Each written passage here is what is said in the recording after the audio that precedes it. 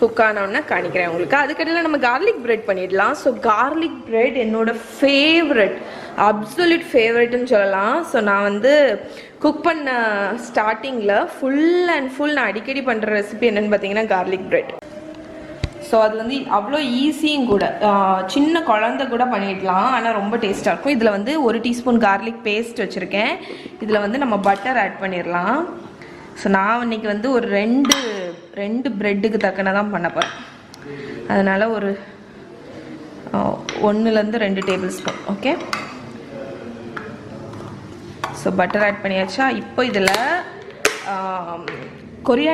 கொத்தமல்லி கீரை ஆட் பண்ண போகிறோம். ஸோ கொத்தமல்லி கீரையை வந்து நல்லா ஃபைனாக சாப் பண்ணிடுங்க.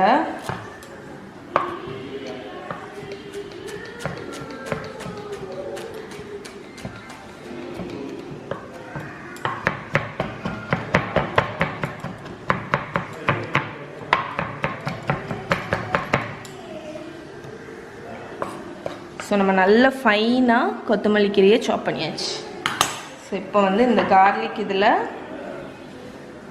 நம்ம கட் பண்ணி வச்சுருக்கிற கொத்தமல்லி கீரையை போட்டுடலாம். ஸோ என்னோடய பட்டர் வந்து அன்சால்ட்டட் பட்டர், அதனால சால்ட்டு போடணும். ஸோ சால்ட்டுக்கு இடையில் நான் கொஞ்சம் காரத்துக்கு சில்லி ஃப்ளேக்ஸ் போடுறேன். ஸோ நீங்கள் வந்து கொத்தமல்லி கீரை இல்லை, ட்ரைடு பார்ஸ்லே போடலாம், ஆரிகேனோ போடலாம், பேசில் போடலாம். நான் இன்றைக்கி ரொம்ப plain and basic butter, garlic, chilli flakes, கொத்தமல்லி கீரை, சால்ட்டு, ஏன்னா என்னோட பட்டர் அன்சால்ட்டு அதனால். ஸோ கொஞ்சமாக சால்ட்டு, அவ்வளோதான். இவ்வளோதான் ஸ்ப்ரெட்டு. இது எவ்வளோ ஈஸின்னு பாருங்கள், ஆனால் அவ்வளோ அரோமேட்டிக்காக இருக்கும்.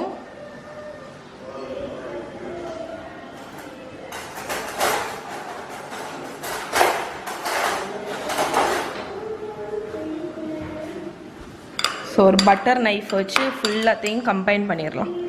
ஸோ பட்டர் வந்து சாஃப்டாக இருந்துச்சுன்னா ரொம்ப ஈஸியாக இருக்கும். என்னோடய பட்டர் கொஞ்சம் ஃப்ரிட்ஜில் இருந்து கொஞ்ச நேரத்துக்கு முன்னாடி தான் எடுத்தேன்.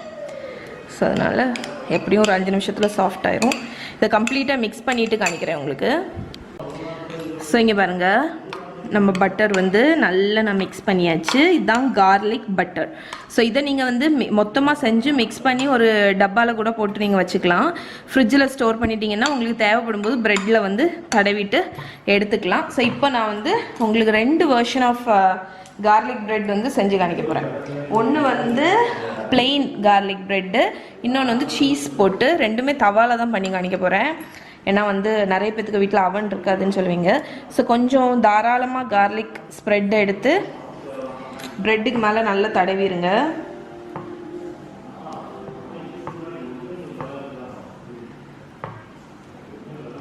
ஓகே,